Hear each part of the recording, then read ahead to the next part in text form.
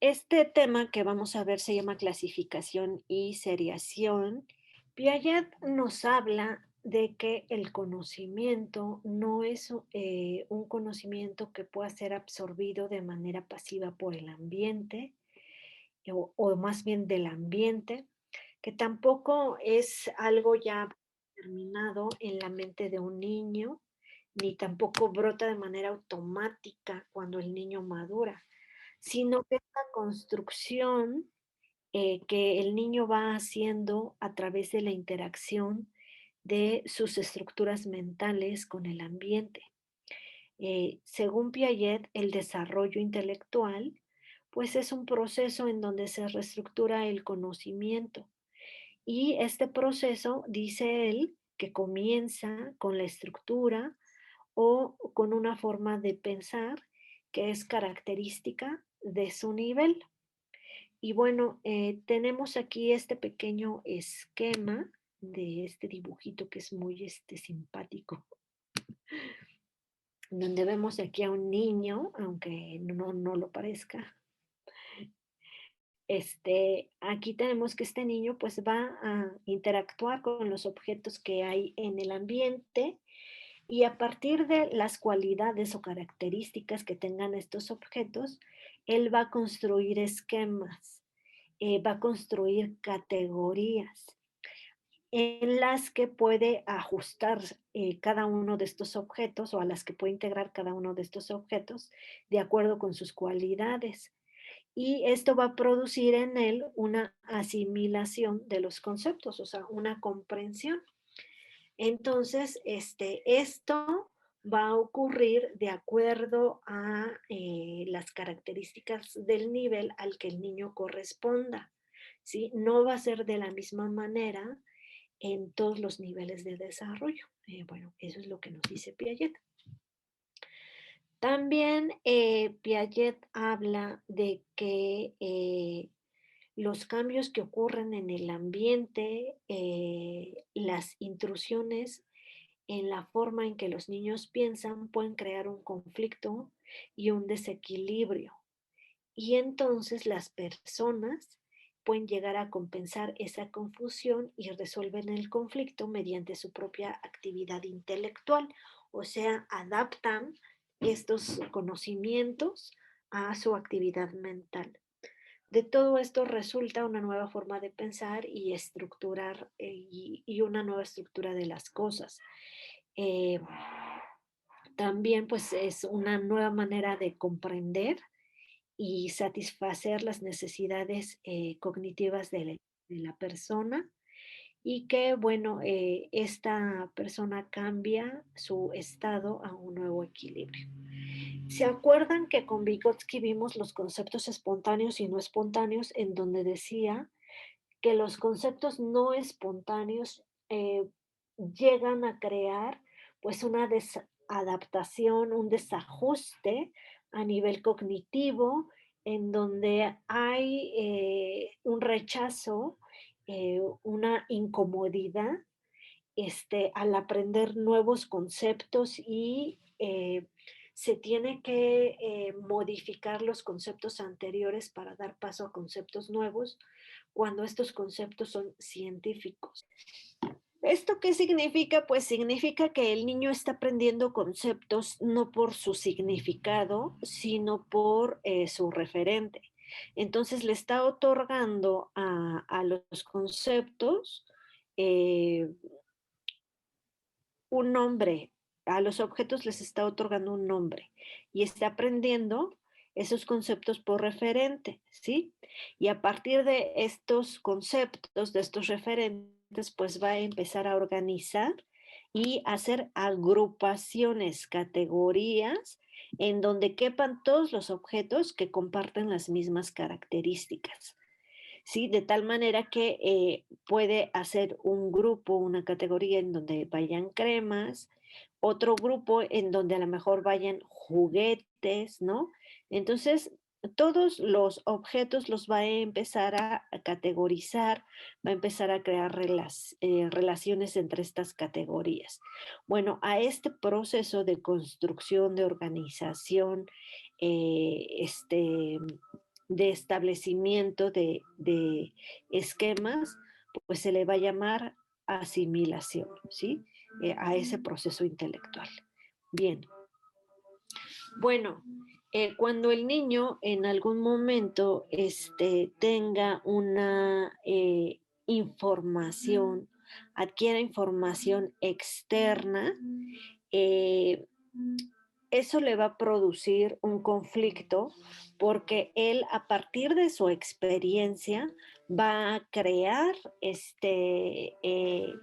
estas categorías o estas clasificaciones, estos esquemas los va a crear de manera autónoma, pero cuando una persona llegue y le diga, es que esto no es crema, esto es gel, entonces el niño va a sufrir pues un pequeño conflicto. Dice Piaget que aquí lo llama un desequilibrio y que bueno, ese desequilibrio le va a permitir mayor observación y entonces la situación sería decirle al niño, es que esto, aunque parezca crema, no es crema, porque tiene un líquido que es transparente, entonces es un gel, no es una crema. Y las cremas no son transparentes. Y eso, aunque le va a crear un poco de confusión en un primer momento, le va a crear un conflicto porque ya había categorizado este objeto en un grupo, pues tendrá que mover o reestructurar o reorganizar este objeto en otra categoría diferente a donde lo tenía y eso puede resultar molesto,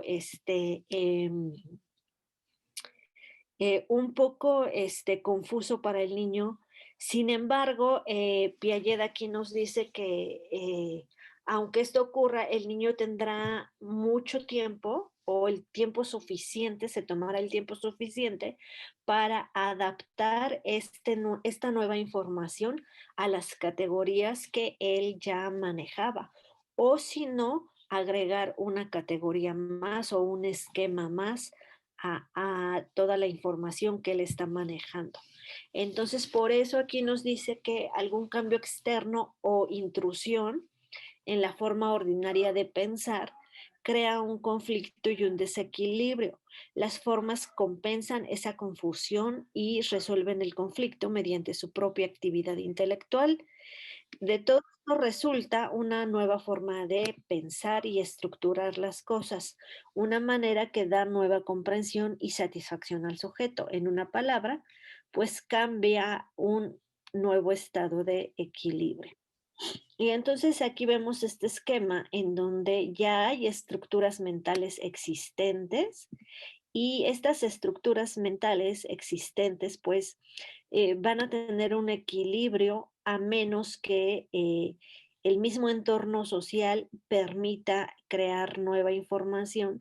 Esa nueva información se debe de ajustar, debe de acuerdo a estas características o cualidades de los objetos o de las personas o de los animales o plantas que él está conociendo, las debe de ajustar en esta estructura que él ya tiene, en todas estas, en todos estos esquemas que ella maneja. Entonces, cuando adapte esto a los esquemas que maneja o agregue un nuevo esquema, pues ese proceso se le va a llamar asimilación. Cuando entra nueva información, esta nueva información, como dice aquí Piaget, pues sí le va a crear un desequilibrio, una inconformidad, pero finalmente tendrá que acomodar u organizar esta nueva información a esta estructura que estaba ya manejando de algún modo, ¿no? Y nuevamente tener toda esa información organizada o equilibrada. Si se dan cuenta, lo que nos menciona aquí Piaget no es muy diferente de lo que mencionaba Vygotsky con respecto a los conceptos no espontáneos o científicos, ¿no? Que decía, el instructor debe de mostrar estos conceptos no espontáneos que no son fáciles de comprobar, pero que finalmente se debe de intentar hacer una comprobación para que haya ese ajuste o esa aceptación de la nueva información, aunque se cree una incomodidad o una inadaptación en las operaciones intelectuales del sujeto, ¿no? Eso es lo que nos dice Vygotsky, pero si se dan cuenta, lo que aquí nos dice Piaget, pues es bastante parecido a lo que ya nos había dicho Vygotsky en el libro de pensamiento y de lenguaje, ¿no? Bien. Bueno, ¿se acuerdan que Piaget en el libro de Seis estudios de psicología, pues habla de que el desarrollo, o los conceptos no espontáneos, pues afectan, digamos, el desarrollo intelectual de los niños y que bueno, eso finalmente termina con todas sus características intelectuales específicas de cada niño, ¿no? Pero ahora en este libro de la equilibración de las estructuras, Piaget dice que sí hay factores que afectan el desarrollo intelectual del niño, como la maduración, la experiencia física y la interacción social. Insisto, esto también lo dijo Vygotsky, ¿no? De una u otra manera. Y ahora Piaget lo establece igual y dice que ningún factor de los antes mencionados puede explicar el desarrollo intelectual por sí mismo. Es decir, que no la sola maduración va a explicar el desarrollo intelectual de un niño, o no nada más la experiencia física, o no nada más la interacción social, sino que los tres tienen la misma importancia e influyen en este desarrollo intelectual. ¿De acuerdo? Y bueno, lo que ya hemos comentado acerca de lo importante que es que un niño se desarrolle para que alcance las operaciones intelectuales necesarias para su desarrollo, y su aprendizaje se debe fundamentar en estas características de su desarrollo, ¿no? Nosotros no podemos enseñarle a un niño de 1 año a escribir y a leer, porque él todavía no tiene una estructura anatómica, fisiológica o neurológica que le permita tener acceso a estas operaciones intelectuales. Es muy difícil, simplemente no se puede, porque sabemos que un niño de 1 año apenas está aprendiendo a caminar bien. Hay niños que justo al año aprenden a caminar bien, pero también tienen algunas fallas en el equilibrio, en la coordinación, este, obviamente en el manejo del lenguaje. Entonces, ¿cómo le vamos a enseñar a escribir a un niño que tiene 1 año cuando ni siquiera habla, ¿no? ¿Cómo va a poder escribir lo que ni siquiera habla o lo que ni siquiera conoce? Y bueno, además de esta falta de control motor que tiene, pues no le va a permitir agarrar el lápiz y hacer letras, formar signos, porque no tiene aún la capacidad ni la fortaleza muscular ni física para hacer este tipo de movimientos. Los niños que están aprendiendo a caminar, siempre sus movimientos son muy torpes, son muy desatinados. Entonces, ya habíamos hablado de que el lenguaje escrito pues es altamente complejo, porque te exige que hagas movimientos motrices finos. Y entonces estamos hablando de que un niño de 1 año no tiene el control de su cuerpo, no tiene un equilibrio adecuado, pues obviamente no va a poder él aprender a leer y a escribir. Entonces, eh, normalmente se pide que para que un niño aprenda debe de tener pues ciertos requisitos, debe de cumplir con ciertos requisitos, dependiendo de lo que se le enseñe, ¿no? Si se habla de la lectoescritura, se les pide a los niños o lo que se les tiene que exigir antes de que aprendan a leer y escribir es que manejen bien su lateralidad, o sea, que puedan identificar su derecha y su izquierda perfectamente, que manejen obviamente su esquema corporal, que sepan ubicar en dónde están sus ojos, todas las partes de su cuerpo y todos sus órganos, que tengan una buena ubicación espacial, que ellos se ubiquen en el espacio de manera adecuada. Este, Cuando hablamos de ubicación espacial es que es esa conciencia, ese darnos cuenta de en dónde cabe nuestro cuerpo, en dónde, en qué lugar del espacio podemos adaptarnos para sentarnos, para acostarnos.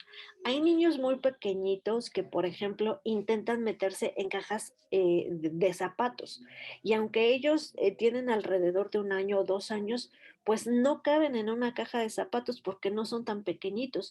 Esto significa que ellos no tienen conciencia del tamaño de su cuerpo o de la dimensión de su cuerpo y tampoco tienen conciencia de la dimensión del espacio, ¿no? Entonces, por eso es importante que tengan una ubicación corporal muy precisa para que puedan aprender a escribir, porque para poder aprender a escribir, pues necesitas tener esa noción de meter una pequeña letra en un pequeño cuadrito. Entonces, si tú no sabes, no tienes noción de cómo tu cuerpo puede caber en un espacio o no caber, entonces significa que no tienes todavía la madurez neurológica necesaria para poder aprender a leer y escribir. Entonces, son muchos requisitos los que debe de tener un niño o debe de cumplir un niño para que pueda enseñársele la lectoescritura. De lo contrario, si no cumple con toda esta serie de requisitos, pues finalmente se le va a dificultar. No es que no pueda aprender a escribir o a leer, pero se le va a dificultar mucho. Entonces, mientras menos requisitos o mientras menos elementos de estos que estoy mencionando el niño cubra, pues más difícil se le va a hacer. Mientras mayor número de elementos cubra este niño, pues más fácil se le va a hacer este aprendizaje, ¿no? Entonces, conforme él va creciendo y a partir de su experiencia, a partir del juego, el niño va a ir aprendiendo todas estas cosas que son muy importantes para que aprenda a leer y a escribir. Y así como se tienen o se deben de tomar estas medidas para el aprendizaje de la lectura y de la escritura, es así lo mismo para todos los aprendizajes. A un niño no se le puede enseñar a multiplicar o a dividir si no sabe sumar y restar. Requiere de otro tipo de elementos, ¿no? Otro tipo de procesos intelectuales, un razonamiento lógico. Si él no tiene ese razonamiento lógico, pues no va a poder aprender a multiplicar y a dividir, ¿no? Y así todos los tipos de aprendizajes, pues se debe de contemplar estos tres aspectos, que es la maduración, la experiencia física y la interacción social. Ahora, Piaget habla de un proceso llamado clasificación y dice que la clasificación es la agrupación de objetos según un cierto criterio, ¿no? A nivel concreto, la clasificación se inicia con los seres y objetos que rodean al niño, dejando en un principio que esa agrupación, pues el niño lo lleve a cabo de manera natural, con los criterios propios del niño y que se incentive, o sea, se fomente esta libertad de crear eh, sus clasificaciones propias, ¿no? Entonces, ya a partir de los 2 años, como los niños empiezan a hacer categorías, empiezan a clasificar todos los objetos y los clasifican de acuerdo al conocimiento que ellos tienen. A lo mejor ellos todavía no se saben los colores, no saben a lo mejor que este cubo es rojo y este también. porque de acuerdo con nuestro conocimiento podríamos clasificar nosotros estos cubos por colores, ¿no? A lo mejor estos dos verdes formarían un grupo, estos dos azules y estos dos amarillos. Pero si el niño todavía no conoce o identifica los colores, pues no va a crear una clasificación en función de los colores, sino en función de los conocimientos a los que él tiene acceso. Quizás sea la textura o el peso de los objetos y con base a estos criterios que él sí conoce, pues pueda él notar las semejanzas y clasificar los objetos que sean semejantes en su textura o semejantes en el peso, ¿no?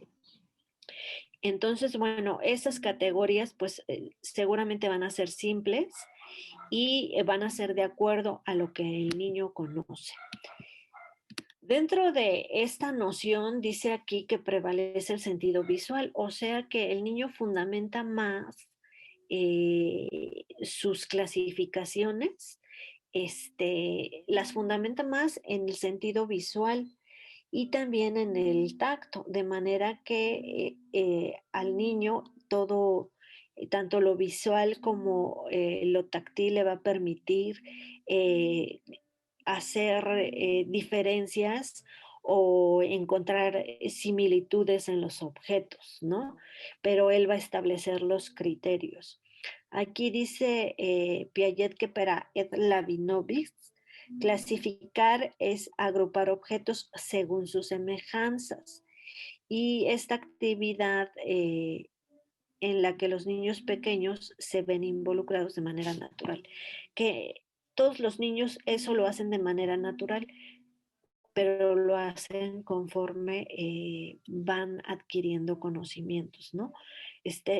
A lo mejor un niño de 3 años no va a hacer una clasificación por color, sino por textura, pero a lo mejor ya un niño de 5 años ya puede hacer clasificaciones por colores y quizá unir en un grupo todo lo que sea verde o unir en un grupo las formas que sean redondas, si ya conoce las formas, ¿no? O unir en un grupo los objetos que tengan picos. Entonces, dependiendo del conocimiento que el niño tenga, hará estas agrupaciones. Muy bien. También nos dice Piaget que la clasificación es la capacidad de agrupar objetos, haciendo coincidir sus aspectos cualitativos, combinando grupos pequeños para hacer grupos más grandes y haciendo reversible el proceso, separando de nuevo las partes. Es decir, que a lo mejor estos coinciden por el color, no sé, o por el tamaño, pero a lo mejor que es más pequeño podría coincidir por el color, pero no por el tamaño. Y aunque puede corresponder a este grupo, también puede corresponder a otro grupo por el tamaño y no por el color, ¿no? Entonces, puede él manejar incluso dos tipos de categorías y meter un objeto en una clasificación en un grupo, pero al mismo tiempo puede regresar ese mismo objeto porque hay otra característica que le permite integrarse a otro grupo. Bueno, em, entonces la clasificación de acuerdo con Piaget ayuda a que el niño cree conceptos, que desarrolle categorías, que clasifique estos conceptos, que haga todo un esquema con respecto a los conceptos, ¿no? Entonces la clasificación, digamos que es la base o el proceso básico que permite que los niños aprendan nuevos conceptos y que esos conceptos los manejen en categorías.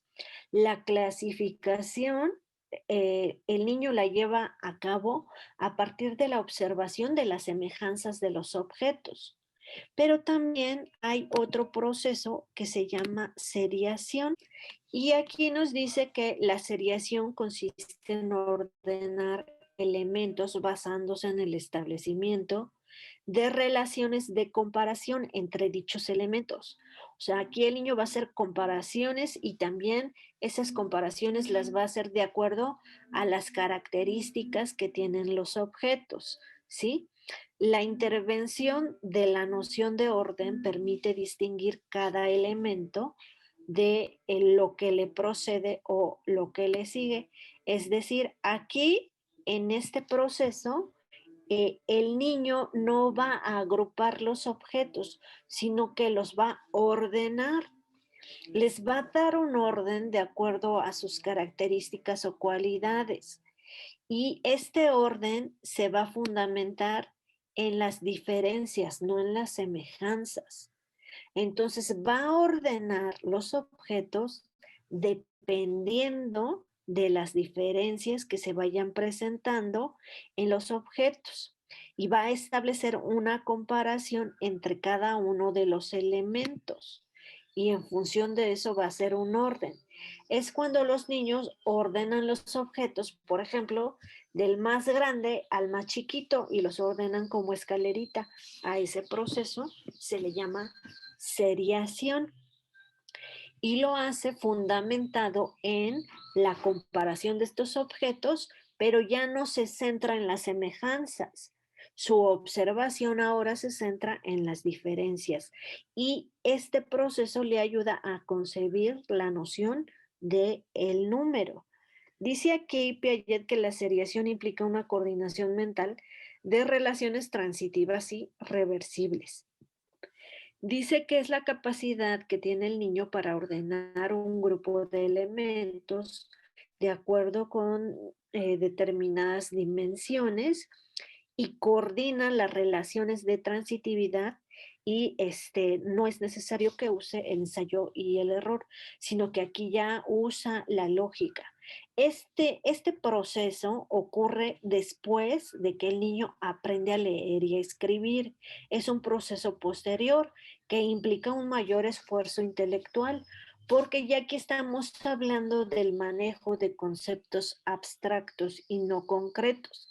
Y fíjense qué problema, ¿no? Porque en el kinder a muchos niños se les quiere enseñar a leer y escribir, pero además también se les quiere enseñar a sumar y a restar cuando ellos todavía no tienen la preparación intelectual para hacerlo. Esto no significa que no lo hagan. O sea, pueden hacerlo porque aprenden los procedimientos, los memorizan, pero no es que estén comprendiendo lo que están haciendo ni el porqué de las cosas. Entonces, el proceso de concepción de número es posterior al aprendizaje de la lectoescritura. Cuando Piaget habla de relaciones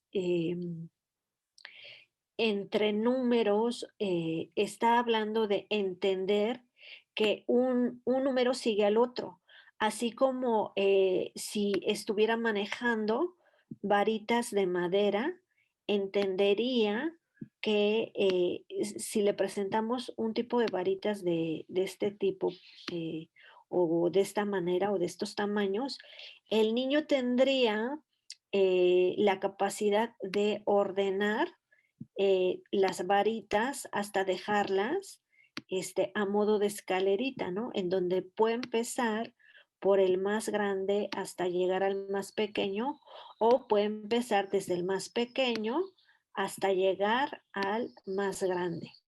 Entonces, cuando el niño hace varios ensayos con distintos objetos, relacionando el tamaño o relacionando el grosor o el peso o el color, a eso se le llama seriación. Ese es un proceso de seriación.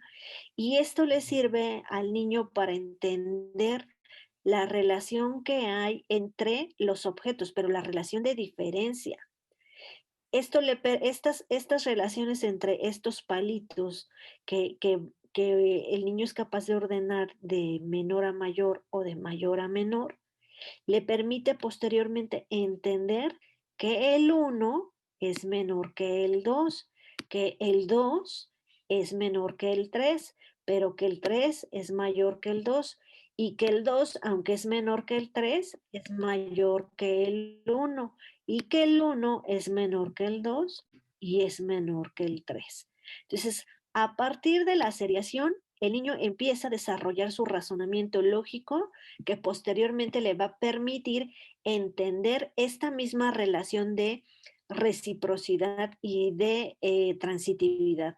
De reciprocidad porque sabemos que el 1 es menor que el 2 y que el 2 es mayor que el 1. Por eso la relación es recíproca, pero es transitiva porque sabemos que el 2 es mayor que el 1, pero también sabemos que el 2 es menor que el 3. Entonces, por eso esta relación entre los números es transitiva y lo mismo ocurre con estos palitos, ¿no? Este palito es más pequeño que este, pero este es más grande que este. Es una relación de reciprocidad. Sin embargo, este mismo palito que es mayor que este es menor que este o es más pequeño. Y este que es más grande que este es más pequeño que este y este es el más grande que este y más grande que este. Pero si tuviéramos más, seguramente habría alguno que es más grande que este. En ese sentido, se habla de relaciones de transitividad y de reciprocidad. ¿Qué sucede con los niños que les llaman sobredotados? Pues sucede que tienen mayores habilidades intelectuales, ¿sí? Mayor facilidad para la comprensión de ciertos temas, ¿no? No de todos, pero también estos niños pueden tener nada más una capacidad memorística impresionante, pero cuando hablamos de comprensión o de hacer significativos los conceptos, o que ellos puedan entender en realidad los conceptos, pues ahí estamos hablando ya de que sus habilidades no son habilidades generales en todo o que puedan comprenderlo en todo, como si se hubieran saltado toda la vida de experiencias. Un niño que tiene un coeficiente intelectual más alto que el promedio, se tiene que verificar cuál de los procesos cognitivos es en donde presenta mayor desarrollo o mayor habilidad, porque no es que sean sobredotados en todo, no es que digas, ah, este niño es sobredotado, entonces vamos a ponerlo a bailar y de manera inmediata será el mejor bailarín del mundo. O este niño es sobredotado, entonces va a ser el mejor ciclista del mundo, o va a ser el mejor violinista, o el mejor pianista, o el mejor físico matemático, o el mejor psicólogo. No, se tiene que revisar en qué área tiene esa facilidad o esa mayor habilidad. Todos los niños, ya lo hemos dicho en algún momento, tienen características distintas, se desarrollan en ambientes distintos, maduran de manera diferente. Ustedes pueden ver en una primaria a un grupo de niños de un mismo grado y van a ver que todos tienen diferentes tamaños. Pues así como crecen de manera diferente, van a desarrollar sus operaciones intelectuales de manera distinta. Bien, en esta parte Piaget nos dice que la seriación es una operación lógica que consiste en establecer relaciones entre elementos que son diferentes y se debe de ordenar las diferencias. Entonces, entendamos que en la clasificación es un proceso que a partir de la observación de las cualidades o características semejantes que tienen los objetos, nosotros somos capaces de hacer categorías, de formar esquemas y así entender el significado de los objetos de esa manera. No la definición estricta, pero el significado de acuerdo con el referente que estamos manejando. En el caso de la seriación, nosotros comparamos las diferencias, ¿sí? y ordenamos de acuerdo a la menor diferencia, vamos acercando o relacionando los objetos con menor diferencia, ¿no? Entonces, esta relación de orden nos permite entender las características que pueden llegar a tener los números y es un proceso de razonamiento. ¿De acuerdo? Muy bien. Y bueno, aquí con estos arbolitos, pues como ya lo habíamos dicho, ¿no? El asunto es que el niño pueda entender que este arbolito es más pequeño que este y este es más grande que este. O sea, hay una relación de comparación, una relación recíproca entre unos y esa relación entre uno y otro y esa relación va a depender de esta pequeña diferencia que se presenta entre estos dos objetos. Pero también hay una relación de transitividad porque este objeto, aunque es más grande que este, es más pequeño que este, ¿sí? Y este, aunque es más grande que este, es más pequeño que este. Pero este es más grande y este es más grande que este, y que este, y que este. Entonces, en ese sentido, se habla de una transitividad, o sea, transitan en una categoría o en una característica.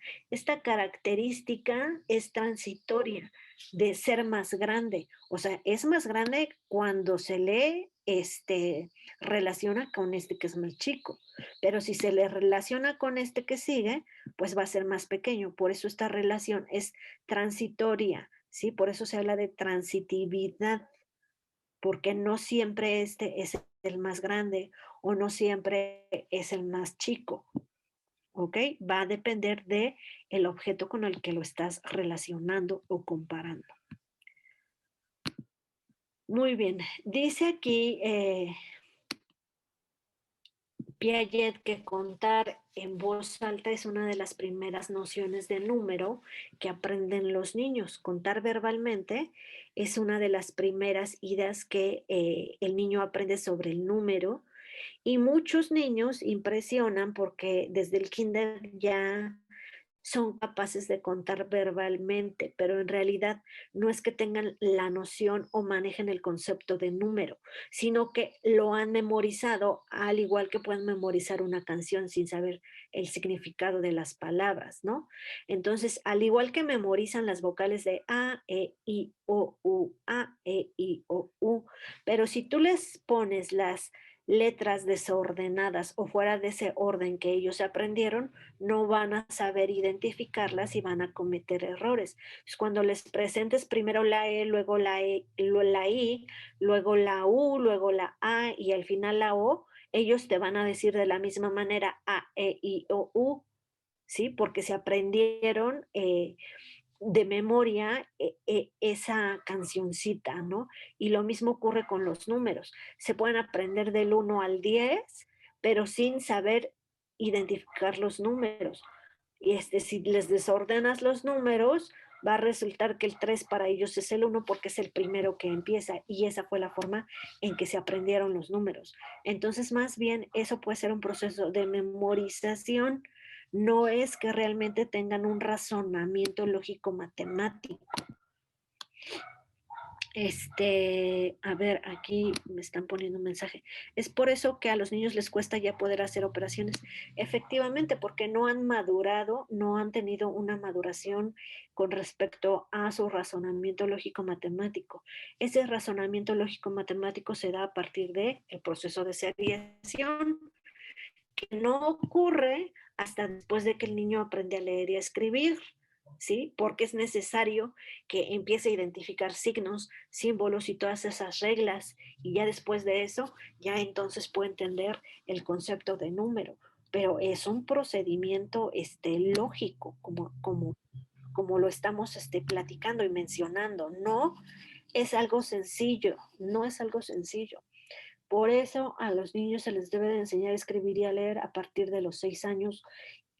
A los 7 es la edad ideal para que un niño aprenda a leer y a escribir y para que empiece a sumar y a restar. Muy bien.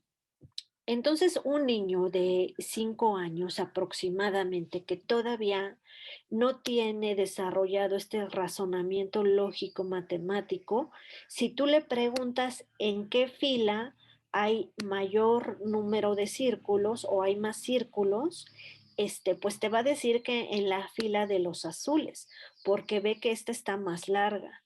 Ajá, lo cual significa que no conoce o no entiende el concepto de número.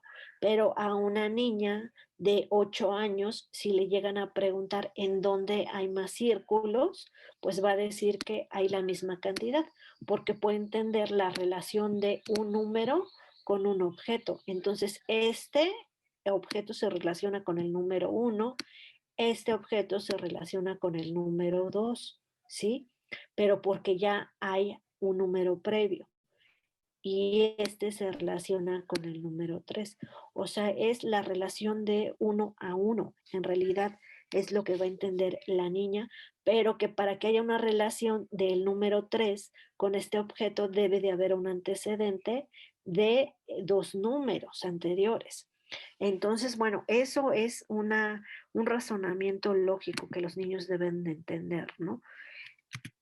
Y que se da precisamente a partir de la seriación. Y bueno, ya terminamos este, con este tema de la seriación y la clasificación